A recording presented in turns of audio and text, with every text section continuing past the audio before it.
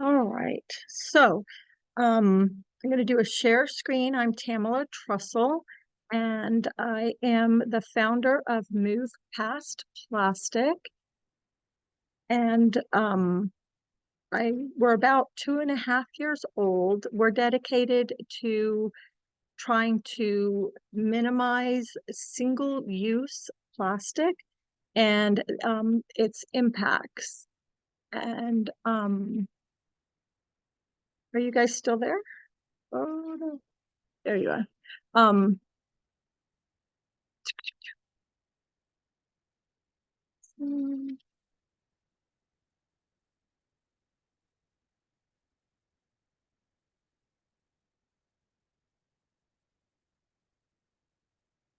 There we go. Everybody see that? Yep. Okay. So we work with numerous partners from Climate Reality, Beyond Plastics, Plastic Pollution Coalition, and several other groups, and including today, FoCo Trash Mob. So one thing that's very important to understand is that there are over 10,000 different chemicals used in every single plastic that you use. According to the EU, 2,400 of them are potentially concerning, and about 1,200 of them are known as hazardous. And these are found in plastics that they use different retardants, hardeners, softeners, lubricants. And some of these groupings are phthalates, bisphenols, stabilizers, and of course your PFAS, and many other chemicals, even heavy metals. So you're going to learn today why recycling plastic is a myth, and what it amounts to is recycling and bioaccumulating toxins. All plastics will absorb toxins from the environment and add them in addition to the ones that they are made out of. So hopefully Maureen will get on here soon to talk to you and share with you about the traditional recycling of plastics and why that is a myth. But we're going to go ahead and start with just a group discussion while we're waiting for her to get on. And the first question is, where does your plastic go? And you're welcome to raise your hand or just interject. I think about 80% of it goes into the landfills, if I'm right. Okay, yep. Most of it does go into the landfill. What about the rest? Maybe 5% goes to be recycled. That's correct. About 5 to 6% currently. Over the history up to 9%, but a lot of that was considered to be downcycled, meaning it didn't go from bottle to bottle. It might have went from, container, plastic container to park bench or something like that. And then what about the rest of it? Where does it go? It's incinerated or into the environment. Yes, incinerated into the environment. About 3% of plastic enters the ocean, and the rest stays on land in our environment. Of the amount that goes into the environment, only 3% goes into the ocean, and yet we're overwhelmed by seeing these pictures of just how much that really entails, right? And but it's shocking to understand that that only makes up like 3%. Ruth, go ahead. Your hand's raised. Sorry, I was muted. Okay, so I've read that quite often when we're told some of the plastics are being recycled, they actually are not just being incinerated, but they're being burned for fuels, and that they have different organizations have put tracking devices on the plastic, and it's ended up in warehouses. It's ended up in Europe at dead ends. It's ended up being burned. I mean, it's very disturbing. Yes, you're absolutely right. So, my next question is, and we'll revisit this, but as of now, how effective is recycling?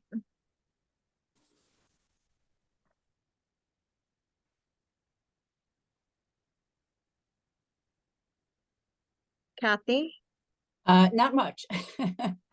Mainly because so much of it's contaminated or is complicated because of all the different chemicals. It's hard to actually recycle the vast majority of it.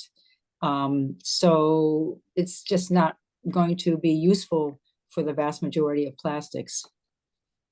Yeah. And there are many greenwashing gimmicks as well. So Maureen, when she gets on here, we'll be talking a little bit more about that. I'm going to go ahead and load up her slides and just kind of start through some of them and until she gets here. Hold on. All right, let's see. I'll do a stop share with that.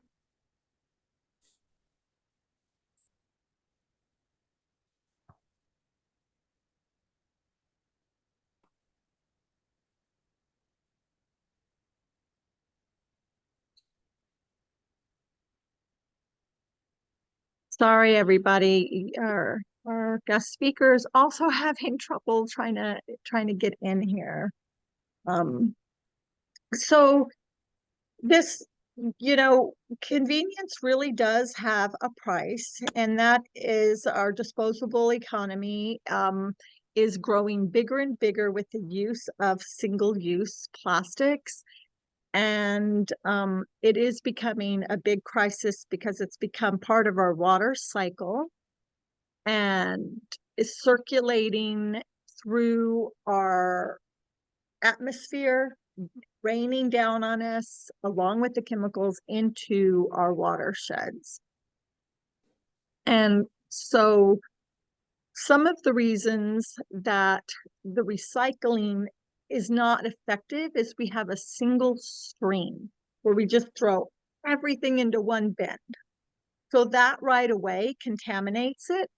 And the material recovery centers have machinery that tries to sort it, but it cannot sort the different types of the many different types of polymers and types of plastic that are out there. So for the most part, as far as single-use plastic is concerned, the only thing that's also a commodity, which means there's a market for the product to get it and to use it and resell it, is your bottles. You can see here in this graph the rapid increase of plastics, and it's due to triple by 2015. So a lot of the things that you guys were talking about, we refer to that as wish cycling. So things might have a 1 or a 2 on it, but unless it's in the shape of a bottle with the neck smaller than the base, not recyclable. They'll tell you a lot of municipalities will say they accept 5s or 5s and 6s or 5s through 7s, but I'd say pretty much never, because it's pretty much never a commodity, and so it'll just end up going in your landfills and your incinerations. So just to be clear, a single-use plastic item is what we're really trying to tackle, because it's becoming to make up 50% of all plastic that is made. And that the single use are things that are disposable or used once or just a couple of times, versus things like our eyeglasses and, you know, this table that sits in front of me and things like that. Some things that are recycling are glass and paper and aluminum. Glass is recycled mostly by breaking it down and using it into other products. So it's not really being recycled, it's mostly being downcycled. So it becomes like part of your quartz countertop or something. Maureen, if you are here, please let me know if you made it in. I can only see just a few people at a time on my screen. Sandy, if she comes in, let me know. So when the bottle becomes a bottle, that's a closed loop, and that's considered upcycling. And downcycling is when your bottle becomes workout clothing or carpets or those park benches.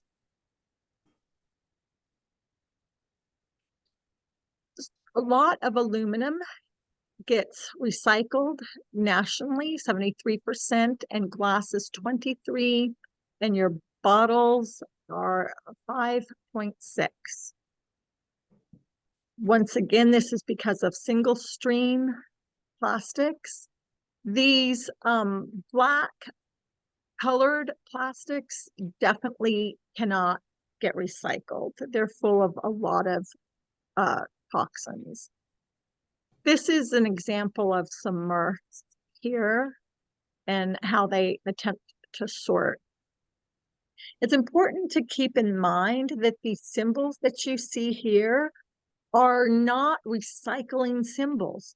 They're just telling you what kind of resin the plastic is. Is it a polyethylene? Is it a high density polyethylene, polypropylene, light density polyethylene, etc.? So I think we pretty much established that plastics, single-use plastics, are not really being recycled. And because of this, the industry knows that the public isn't being fooled anymore. And so they want to continue to ramp up the production of single-use plastics and plastic in general, because it's their plan B to continue to frack gas. And when you frack gas, you get ethylene, and that goes to a cracker plant, which then makes nurdles, which are the feedstock for making all plastic. So they want to keep selling their product, right? Their fracked gas. So to do that, because we are going to more energy efficient buildings and homes, we're trying to electrify our transportation. They're like, ooh, we need a way to, you know, continue to produce more and more plastic, because that's how they can use their product. So they're in a quandary, right? Because we're becoming aware recycling is a myth. It's wish cycling are all these things, putting it into roads, putting it into bricks for buildings. That's just perpetuating toxicity in our air, in our watersheds, and in us. So they've come up with advanced recycling or chemical recycling. So our guest speaker, Sandy Field, is going to talk to us about this new upcoming type of recycling that we're trying to use to divert our attention, that we basically just need to stop single-use plastic production and fade it out and move to real solutions. Sandy is an climate reality leader for the Susquehanna Valley chapter. She's also organizer for Save Our Susquehanna group that is fighting the Encina plastic waste processing facility at Point Township, Pennsylvania. She has a background in biochemistry and works as a freelance science and medical writer from her office in Lewisburg. So Sandy, I am going to upload your slides.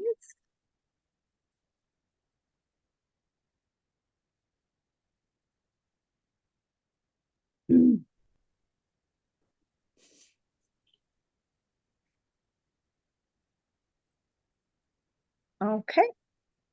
Great. So thanks, Tamla, for that introduction. I think it plays perfectly into my slide deck, where I'm going to talk to you about chemical recycling, or also called advanced recycling, tell you what it is and why it's not a solution to the plastics crisis. But first I want to start with this. I called this talk "Weight Recycling." Isn't it a good thing? Because this is what I first thought, you know, advanced recycling, that sounds great. And 90% of the conversations I have about the proposed advanced recycling plant in my area start with this question, you know, wait a minute, don't I like recycling? You know, and so I want to just tell you that you can still love recycling, just not plastic recycling. So I'm just going to start by talking a little bit about what is plastic, and Tamla did a little bit of this. Oh, Tamla, can you change the slide, please? I'm trying to do it myself and I can't do it. And so she talked a little bit about, you know, plastic coming from fracked gas, and they use a process called cracking to break down the methane and ethylene in fracked gas to make what are called monomers. So this is just the building blocks of plastic, little pieces of carbon and hydrogen molecules. You can see them here on the left side of the slide. And those are just the building blocks. And plastic is basically just taking those building blocks and putting them all together to make what are called hydrocarbons. And also they're also called polymers. So plastics are just polymers of these little pieces of carbon and hydrogen put together. And the ones through sevens are just, if you see on the right side, the different common plastics. They add a fluorine or a chlorine or a little other hydrocarbon group to make it a little different and give it the properties that they want for the plastic. So that's just the basics. And when we talk about, you know, cracking and breaking down plastic, we're talking about breaking down plastic from the polymer to the monomer and back and forth. So if you could give me the next slide, Tamla. But as Tamla suggested, in addition to those things that are already not really that nice, the fluorines and the chlorines are, you know, already potentially harmful for people. The producers of plastic, in order to give them all the properties that they want, add a bunch of different chemicals to them. So this includes colorings, this includes fillers, things that make them, you know, thicker or thinner or more pliable, so they can shape them into things, you know, handles and all that kind of stuff. And these are all added as part of making plastics into the million things that we use plastic for. And if you look around the room that you're in right now, you can see that plastic is everywhere. And so if you could go to the next slide, please. As Tamla said, we know of 13,000 different additives that have been added to plastics. So all of these chemicals are added as post-processing, in addition to the hydrocarbons that start in the plastics. And 7,000 of these have been looked at and identified. And some of these are even unintended things like that happen during processing, where the chemicals interact with each other. So they've identified these, 3,200 of them are chemicals of concern for human health. So that includes, if you could go back again, that includes things like forever chemicals, PFAS chemicals, metals, bisphenols, as Tamla mentioned. So the point of this is just to say yes, they're hydrocarbons, they're basic polymers, but also there's 13,000 other things in there. And then when we mix them all together, all that stuff is all together. With also what we're talking about when we talk about post-consumer plastic recycling, we're also talking about everything that was in that plastic. So our township supervisor says, you know, that includes everything from ketchup to Roundup. And so if you add that to the mix, then we've got a whole mishmash of chemicals in our chemicals in our plastics that we're trying to recycle. So if you could go to the next slide, please.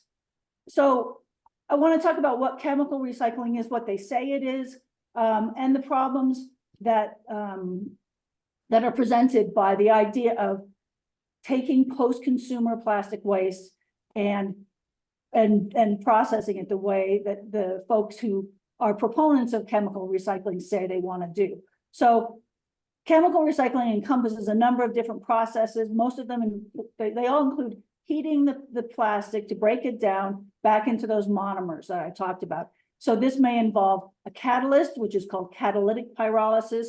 It might include just heating it, which is called pyrolysis. It might involve high temperature, which is goes right to gas. So that's gasification. And then solvolysis, which is involves chemicals. And so what the folks who are proponents of chemical recycling say is that this process can take plastic and all those other chemicals that are in there and break it down into the monomers and separate those and then make chemicals or other products that can then be made back into new plastic so that they don't have to keep fracking gas to make virgin plastic. Unfortunately, no one has actually been able to do that. And either they make oil, pyrolysis oil, that gets used for powering other processes or the process of chemical recycling itself, or it makes a bunch of hazardous waste because in the previous slide, 13,000 other chemicals. The thing that comes out of this process is often not pure enough to actually make those virgin plastics that we started with, those hydrocarbons with just a fluorine or just a chlorine. It's got a bunch of other stuff in there that they can't identify. And so sometimes they actually make the thing they say they're going to make, like styrene, but then they just burn it because it's not pure enough to actually sell to somebody to use for their processes. So if we could go to the next slide, please.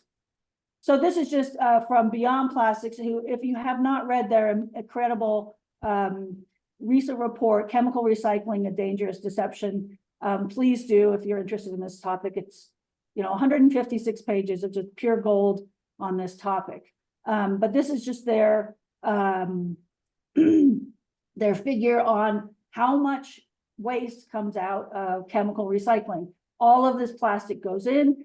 As much as 80% of it just ends up as hazardous waste, and then the rest mostly ends up as oil. So there's not really any recycling going on here. We're not making, more plastic. We're making a bunch of, a heaping, toxic mess that then goes to incinerators. So next slide, please.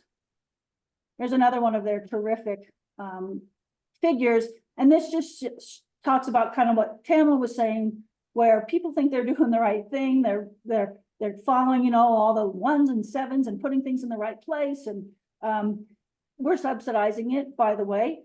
Most of these plants cannot operate without subsidies. And but all we're making is toxic waste and oils and fuels. So there are 11 active facilities in the United States. None of them are operating at capacity. Most of them are large hazardous waste contributors. And even if they were all running at capacity, they would only be processing 1.3% of our plastic waste. So this process it's very expensive. It's very toxic. It's not solving the problem. And I think my next slide is my introduction to Encina. So I just want to tell you a little bit about our fight in Point Township in central Pennsylvania. The group is called Save Our Susquehanna. And we are fighting a proposed advanced recycling plant. You can see here in the little red box, it's going to be, they want to put it along our river. The Susquehanna River, it goes through central Pennsylvania. It's where we drink our water from. We boat, we fish, you know, those kind of things. It's a very rural area. They say that they're going to process 450,000 tons of post-consumer plastic per year. They're saying they'll take number 3 through number 7 and turn them into chemicals, toluene, benzene, xylene, and propylene, all of which have their own health concerns. They'll take the plastic in, they'll do their process, and then they'll ship the chemicals by rail along our river. And they're saying that this will be a circular process, that these benzenes and things will be sold to clients who will then make more plastic from it. Next slide. So the company is from Texas. They're called Encina. The plan is going to cost $1 billion, and they say that it's going to generate 300 full-time jobs with an average salary of $75,000 a year. We think the average is, you know, the 300 jobs are not all going to make $75,000 a year. Some people will make a lot of money, others not so much. There's no record of success with a similar plant. I talked to you about the 11 operating plants. None of them are doing what they say they were going to do. Encina says they have a pilot plant in Texas, but it's never done the full process from soup to nuts. They've done little parts of it, and we don't have any data on the air emissions or anything from that plant. So this would be the first of its kind. They don't have full funding yet. And as far as we can tell, they don't have any tax breaks yet. And haven't asked for any, but we're watching for that. The local economic entity called Drive has bought the piece of land and is renting it to them right now. The piece of land across the river, it's a 100-acre site. Tamla, we're going too fast. Can you go back one, please? The other way. You're giving away all my secrets. Okay, that was the one with the the one with the phases. The next one, please. Yeah, this one. So the plant, the project is being proposed in 2 phases. The first phase would be taking in the plastic, washing them, and sorting them. It would involve 2.9 million gallons of water from the Susquehanna River every day. They say that they're going to have a wastewater treatment plant on site, and they're going to return the water to the river cleaner than they got it out. So we can talk more about that in the questions part. We also, the second phase is the catalytic pyrolysis part, where they're going to melt or heat up the plastic in the presence of a proprietary catalyst.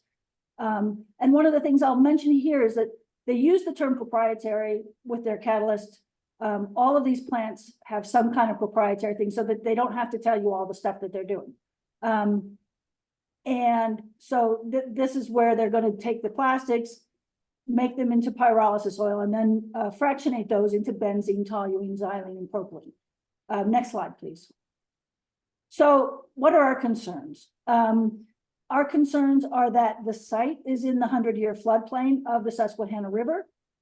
If you live on the Susquehanna River, it's a matter of when it floods, not if it will flood. So we know that this will happen. And of course, with climate change, we know that this is going to happen more frequently than 100 years. The air pollution from the plant, we know that pyrolysis of plastics, if you don't know anything about burning plastic, you know that it is going to be toxic. We don't know anything about their pilot plant, what's coming out of it. We're concerned about the emissions from powering the plant. They've been a little cagey about how they're going to power it, and I can ask me a question about that in the questions. There's going to be flaring, they've said, so there'll be emissions from that. The water pollution I already mentioned, but I also will mention that microplastics and PFAS are not currently regulated as part of wastewater. So even if they say they're going to do everything by the letter of the law, they don't have to test for the, 2,000 PFAS chemicals that could be in there and microplastics. We're concerned about heat going into the river. It's a very shallow river, and excess heat can be very damaging to wildlife. We're concerned about traffic from 170 trucks a day of plastic waste coming in. We're concerned about light and noise, and I'll just say this picture on the left is not the plant, but is the Shell cracker plant in Beaver County. The top picture is what they said it would look like, and the bottom picture is what it looks like. So the people who live across the street from this proposed site are not looking forward to the light, because right now they live in a very wonderful dark place across the street from the river. There's going to be noise. They say they're going to run, every day, all day. And toxic chemical storage on the site. We're concerned about the risk of floods and fires and leaks. Plastics recycling in general has had some very high profile fires recently. And that's not even the part where they're heating it up and burning it and things like that. And we're concerned about the transport of the toxic chemicals by rail along the river. The railroad tracks in that site have not been used extensively for a long time. Some coal cars go by once in a while, but it's not really a high traffic rail, and it has not been maintained well. Next slide, please. Our other concerns are something that is kind of representative of these proposed projects, and that is that the story keeps kind of changing about what they're actually going to do. And so first they called it vaporization, and then they changed it to catalytic pyrolysis or melting. And then just in an article last month, they said they're going to go straight from plastic to benzene. And so we don't know how that works. I'm not really even sure that's possible chemically. So, but the concerning part is not so much that I don't know exactly what they're doing, which is a concern, but it doesn't sound like they know what they're doing either. And that the language has changed enough to be different processes over time. And I guess I think if you're building $1 billion plant, you should know what the chemistry is first. We're concerned that phase 1 has received an exemption as an advanced recycling plant that doesn't, so they don't have to follow certain pollution controls. And that's not even the advanced recycling part of the plant. So we're concerned that if phase 1 gets built and they say, oh, it's just the washing and sorting, that we're not going to be able to say no to phase 2 because it's already going to have phase 1 is already built. I mentioned the pilot plant. Excuse me. And these other things, that nobody else has actually been able to do this. One other thing that came out in December was that they changed from saying we're going to do 3 to 7, and now they're only going to do 4 to 6. So, again, the story keeps changing, and we'd really like to know what the true plan is. Next slide, please. And so the argument that they make, and that people who are in favor of this plant in our area make, is that we need jobs, and we certainly do in our rural area. People are leaving to go to college and they never come back. And but I just want to point out these 2 headline articles about the conditions of people who work in these plants. They're exposed to dust from the plastics. They're exposed to all those chemicals, as I mentioned, ketchup to Roundup. And when they mention their safety concerns to their boss, they get dismissed or they get fired. And there's also the very real possibility that I mentioned already of fire, things exploding because of the volatility of plastics. And that also brings me to, so it's good jobs for, a few people, maybe. I don't want anyone I love to be working in that building. They say that the fumes will stay in the building. So I don't want anyone I know to be in that building. So we don't think that the jobs argument is really valid either. And I think that's my last slide. I do have 2 other actions at the end, but I hope that I've left enough breadcrumbs that people have questions, and I can tell you more about our fight in Point Township. So thank you very much. Thank you so much, Sandy. Okay, so we are going to segue into some Q&A. And when we come back from that, we will do some actions. But Maureen, our first guest speaker, I want to introduce her and let you guys be able to ask her, as well as Sandy, some questions. So Maureen worked at her county's landfill and then her city recycling center for over 12 years. And as a recycling specialist and volunteer coordinator, during the time she noticed a big increase in the use of single-use plastic.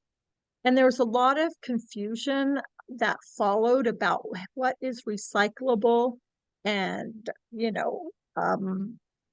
can you take plastic bags here and bring things that aren't recyclable, because there's organizations out there that say you can bring them anything and they'll turn it into something and everything like that. And so she just found it became increasingly impossible, to deal with, because of the fact that all of these efforts, for the most part, are wish recycling. So Maureen, if you want to just come on and say a little bit more, and people can then start asking you questions. But if you want to say hello to everyone. Hi, I'm so sorry that I got in so late. Do you want me to do it's a 7-minute PowerPoint? I kind of covered it, but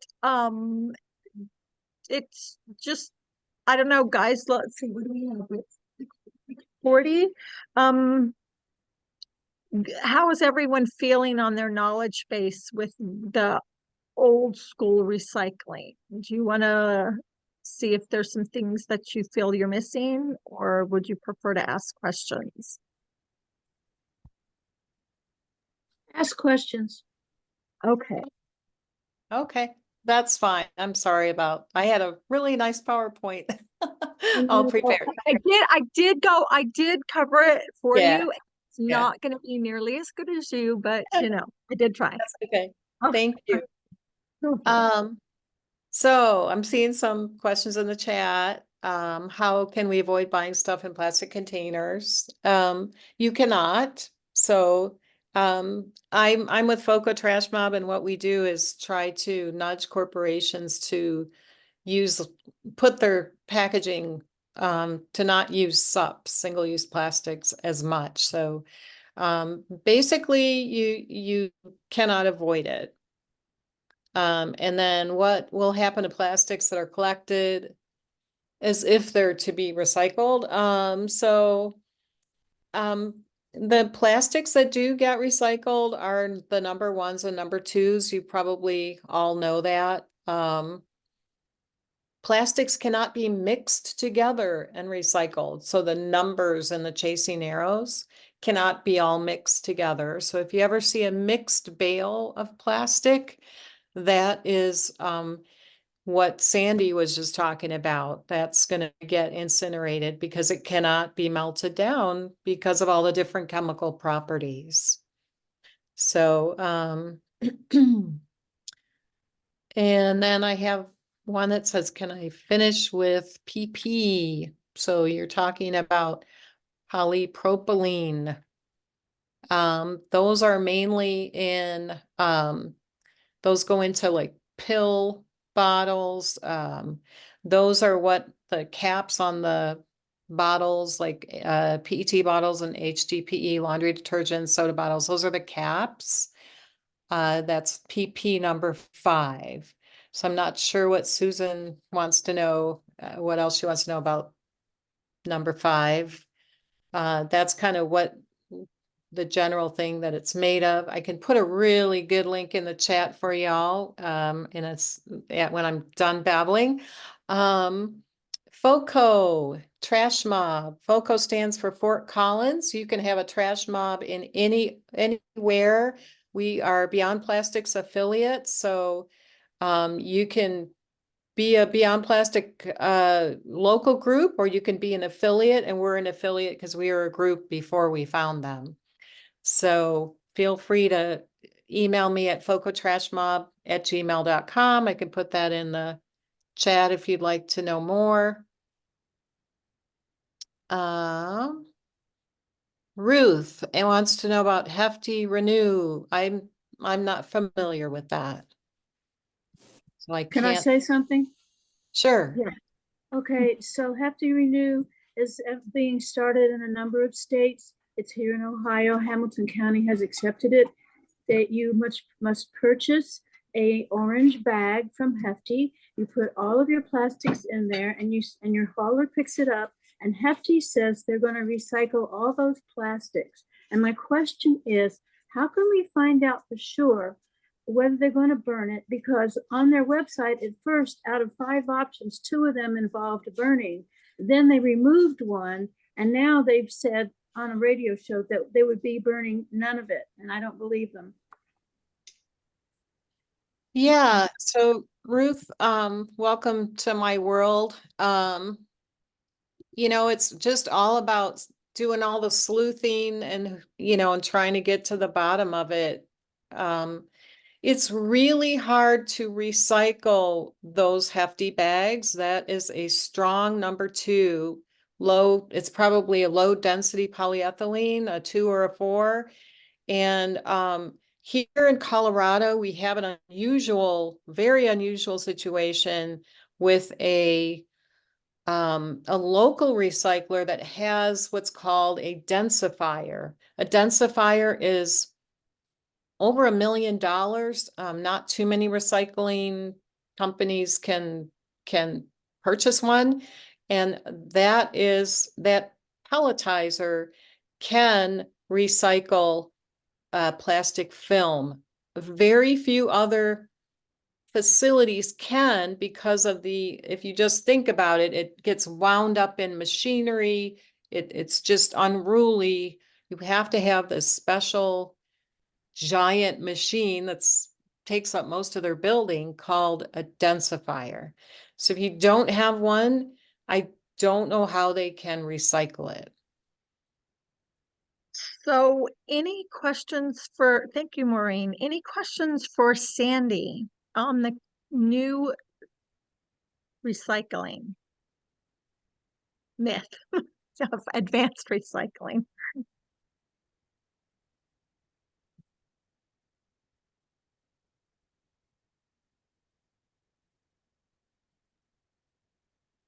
Kathy?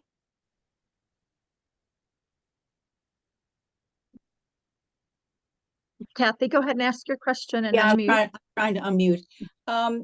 This company that is trying to make this facility, the Incina facility, have they made other facilities, or what is their background that why they think they can come and do that? I'm just wondering, first of all. Right, so they say that they have this pilot plant in Texas, but when you ask them about it, there's no address for it. There's no emissions data for it. It appears to be like a laboratory kind of thing where they've done some of the parts separately, but they've never done the whole thing all together, the whole pyrolysis process. They've made the benzene. They have made benzene one, they reported that they've done that successfully, but they haven't they haven't really done the process. And engineers that I've talked to say, if they're coming from a pilot plant, going up to 450,000 tons of plastic is about as big as you can go. It's not like a stepwise ramping up of the process. That's like going, that's a Hail Mary. We don't actually believe that they can do it. We don't, but from what they've said, it doesn't sound like they know what they're doing. We're not sure they can sell what they're going to make. It just seems like it's going to be a big toxic plant, a chemical plant in our area. And other Pennsylvania legislators have started to talk about our area as an energy corridor, as if this is just the first of this kind of thing in our area. So we're very, very concerned that this thing has to be stopped, or else we can't say no to the rest. Yeah. I mean, here, it's just that, the reason I asked is that all the facilities that are looked at, the 11 of them, none of them are functioning well. And also that what you mentioned is the 4 chemicals they want to make, one of which is benzene and the other 3. I mean, benzene, and I don't know about the other ones per se. I mean, it's carcinogen, it's very dangerous. Does plastic absolutely need that? Without benzene, we can't make plastic. And, you know, I'm surprised that they're wanting to make benzene. Yeah, right, so that's one of the things we're not sure that they can sell benzene to somebody who wants to make plastic. That would be one of the things that they would add to the basic hydrocarbon chain, right? But I agree with you, benzene is really toxic, and those tank cars are gonna carry 31,000 gallons of benzene along the river, you know, and what if they derail like they did in East Palestine? And you know, I was watching a detective show and they used benzene as a murder weapon. You know, I was like, oh my God, you know, and it was just like some little spritz. It's terrifying to think of all the ways this could go horribly, horribly wrong. Yeah. And, So, and there's no ways to imagine it working. There's just no ways. yeah. Mm. So I would like to move for us taking some action right now. The first action is going to be to sign a petition, and you just take your phone and put your camera on, and once your camera is loaded, you just face it toward the QR code, and then up will pop a QR URL. You click it and it will lead you to a petition. And I'm going to let you guys do that. And if you have trouble, I'm going to Sandy, can you put it in the chat, the URL for So me? I put our saveoursusquehanna.org URL in the chat, and both of Perfect. the actions that are gonna be shown here through the QR code can be accessed on the front page of our saveoursusquehanna.org website. Awesome. And so Both the petition and the action, yeah. this first one doesn't take long because it's just signing a petition. Now, what this petition is going to be used for is to share with the local residents that they have support in trying to stop this Encina power plant from being built, and that it impacts people outside of their area, so that they understand this isn't just, you know, their area that's being impacted, but it's going to ripple out among other communities and impact other people as well, and that we're here to support them. The second action that you can do is to write your representatives, and it has just area, let me move this, I don't know if this is in guys' way, where you put your personal information, and you can add what you want to personalize the letter, or you can send it as is.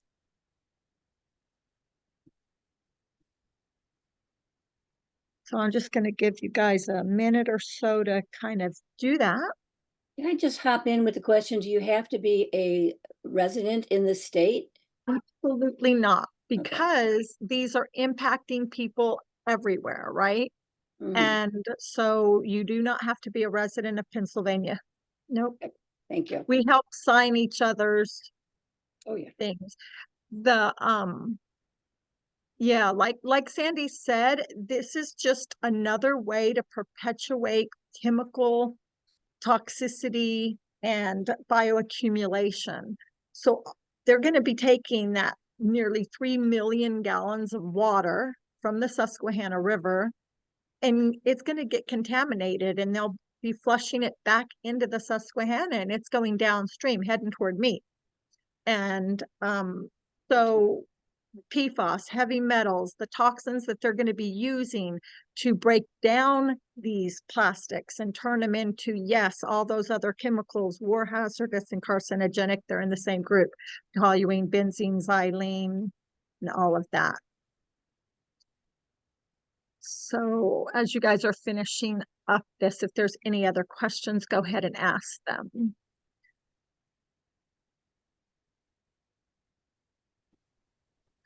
Not a question, but a comment Sure. that picks up on the point that these recycling so-called plastics to chemicals plants really present a danger far and wide. And, you know, the chemicals that are going to be shipped by rail make vinyl chloride that we saw burn in East Palestine look like a picnic. They're incredibly flammable. They're incredibly explosive. You know, we've all understand benzene causes blood cancer, and the others cause nerve damage, liver, kidney damage, respiratory issues. We have in Pennsylvania, you know, these chemicals are going to go across states. In Pennsylvania, 57% of the entire population of the state live within the 1 mile blast zone of a rail line. And, you know, these rolling stock derailments that happened in East Palestine could happen anywhere there's a rail line. The Encina plant is particularly dangerous because the rail lines that lead to the plant are also in the floodplain. And, you know, we have 3 derailments a day in this country. Norfolk Southern's lines, which are handling these chemicals, they derail once every 7 days on average. And as Sandy said, the rail lines leading to and from Encina were never intended as high volume rail lines. They were built over the old canals. They have antiquated water drainage systems that become overwhelmed even by high rainfall. And so, you know, the East Palestine derailment sent contamination across wide swaths of land in 2 states. And there are families there that still aren't able to go back to their homes. And if there's a derailment from Encina chemicals, that's going to go far and wide. And as you're all discussing, 6.1 million people draw their drinking water from the Susquehanna River, and it empties into the Chesapeake Bay. And that's going to impact the entire economy of the Chesapeake Bay. So, you know, we've got these chemicals being transported by rail next to higher center of gravity, less stable double stack trains, and next to volatile oil trains on tracks that aren't being maintained, and on rail bridges that are poorly rated and haven't been maintained or painted in decades. So we have, you know, plastics are a major portion of why East Palestine was just one big, huge fiery alarm bell. And all of these chemicals being transported by rail are endangering everybody, and everybody needs to sign these petitions because your neighborhood is next. Yeah. So I just wanted to, you know, show you guys just real quickly. We have one more action and a solution for you besides signing these letters to stop the Encina power plant and everything. But the microplastics, that break down and that will be getting in the water from this plant and from just general single-use plastic use, like we said, they absorb all kinds of heavy metals and other chemicals, and PFAS are on every single piece of plastic. So all of that flooding and washing plastic in order to process it through the Encina plant will be going into our Susquehanna River. These are just a few of the products with PFAS on it, but it's in everything from your contact lenses, your phone, a fishing line. And you can already see there are a ton of plastics, and if there's plastics, there's chemicals. And the tiniest of organisms in the stream already. And the DEP in the USGS had a big study done that I've commented on, and I can include in this information with these PowerPoint slides, but it's not great. But I do want to get us to understand that one thing we can push for is to get the US to join the Basel Convention, which is basically a convention of 185, I believe, other countries that have signed on that say that you have to get permission from a country before you export your trash to it, because we are exporting our trash, was to China until the sword policy in 2018, and then it's migrated all over the world from Indonesia, Mexico, Africa now. And it's become such an illicit trade that it's as almost as bad as the drug trade. Over, I think it was $6 billion in corruption. Also, the U.S. did finally in 2022 joined 137 other countries to sign the Kigali Amendment. This is the Break Free from Plastic Pollution Act. Some of these things go on here because some of these things you could actually get your municipality and or your county to implement. So everything from bottle bills, right to repair laws, reuse, refill programs, environmental justice, extended producer responsibility, all kinds of wonderful things. So you can write your legislators. This is another sign-on letter that you can do through Climate Reality. That's, is pushing your legislators to support this bill. But it's a big one and it includes a lot. So look in your state for other breakout bills, or introduce like a bottle bill to your your state legislation. If you don't want, push the big thing, you can push some of these smaller efforts. All right, we are pretty much out of time. I want to apologize very much for those of you who had issues getting on. And I want to thank you so much for attending. If you want to stay on, Maureen and Sandy, are you okay to stay on for a couple extra minutes for any final questions? Sure, Tamla, I'd like to chat with you for a sec too, if possible. Okay, absolutely. All right. So for those of you who do need to go, I really appreciate you taking busy time out of your evening. We will have a toolkit with these links if you were having trouble taking action during this presentation and conversation. And we'll have the slides and some other information for you to learn more about these issues and links. All right, if you need to go, take care. Otherwise, if you have other questions, Lori, you have your hand Hi, raised. Mary. Thanks, Tamala.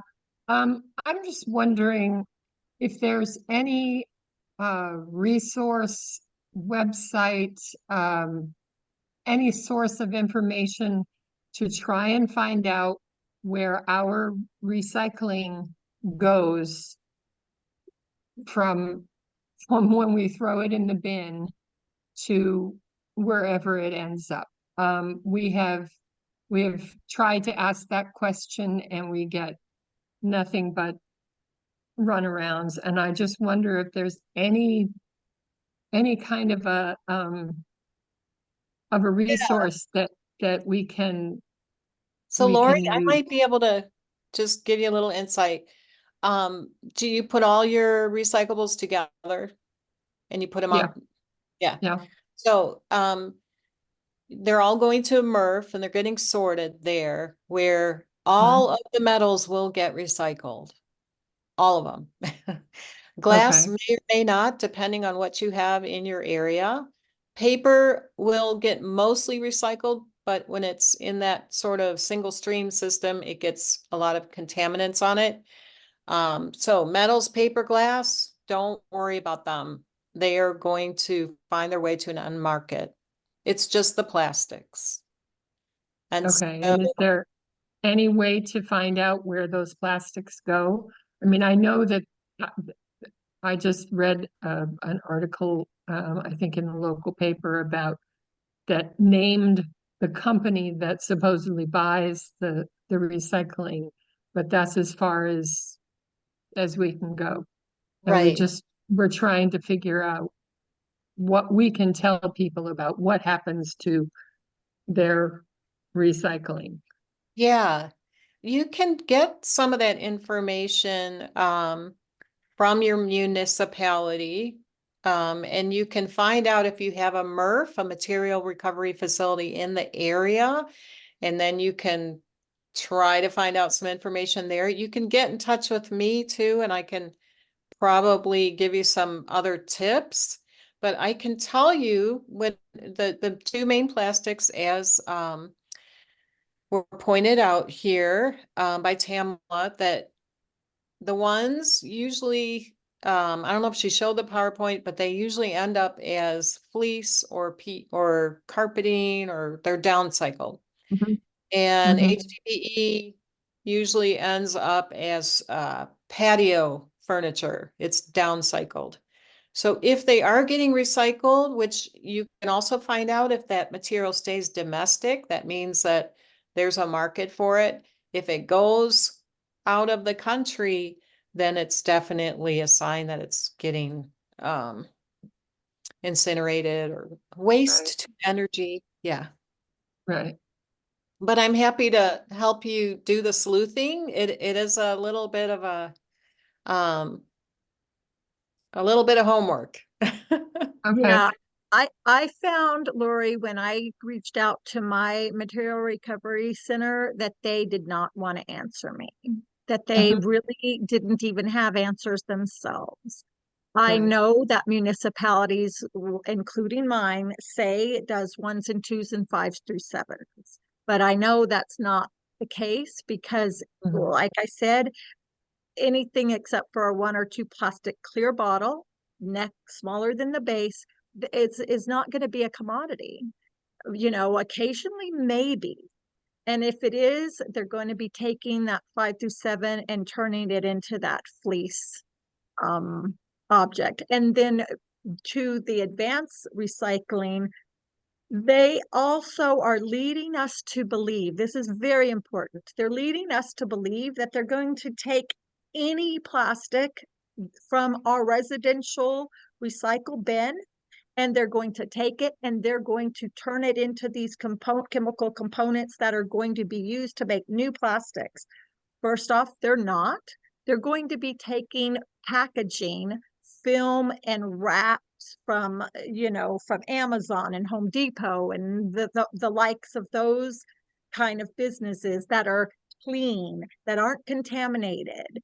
And they will be, basically burning those down, creating toxins, creating microplastics, creating chemical contamination, and they'll be using that for fuel and or as components for possibly making more contaminating plastic. So it's just not a good thing.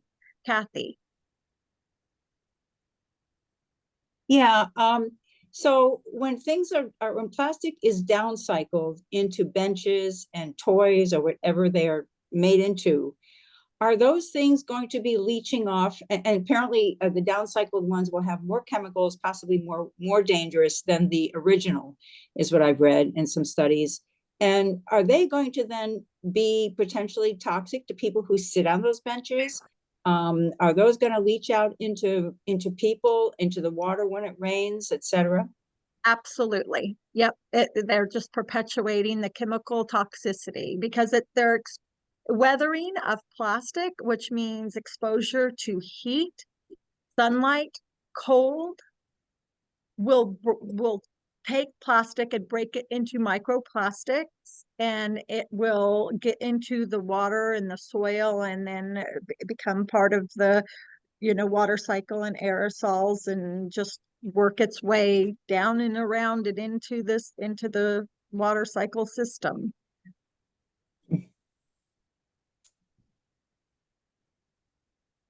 Glenn, I just want to comment and thank you so much for your additions and your knowledge base with trains and why, that was so problematic. I really appreciate it. I didn't have a chance to interject that, but thank you so much. That's why why this is called a conversation, because so many of you are bringing a different understanding and have different knowledge base to the group, so I appreciate it.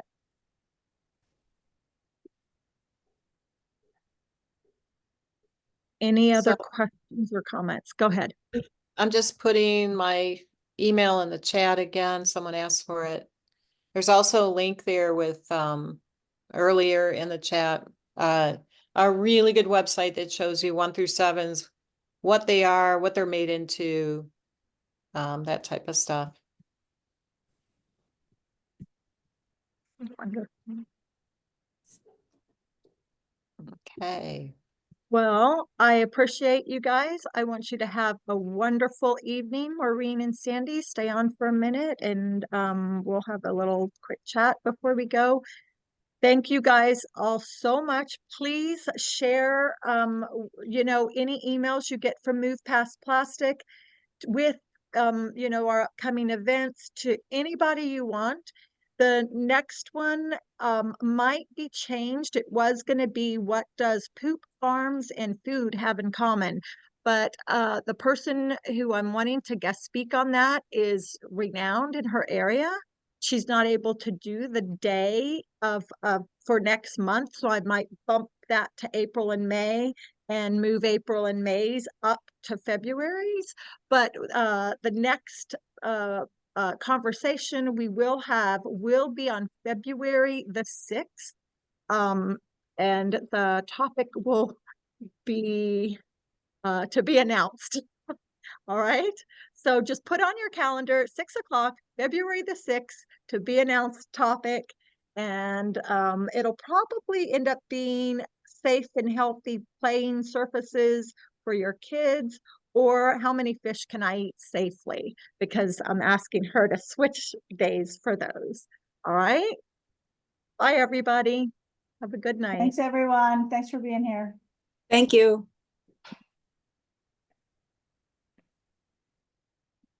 Let me stop the recording.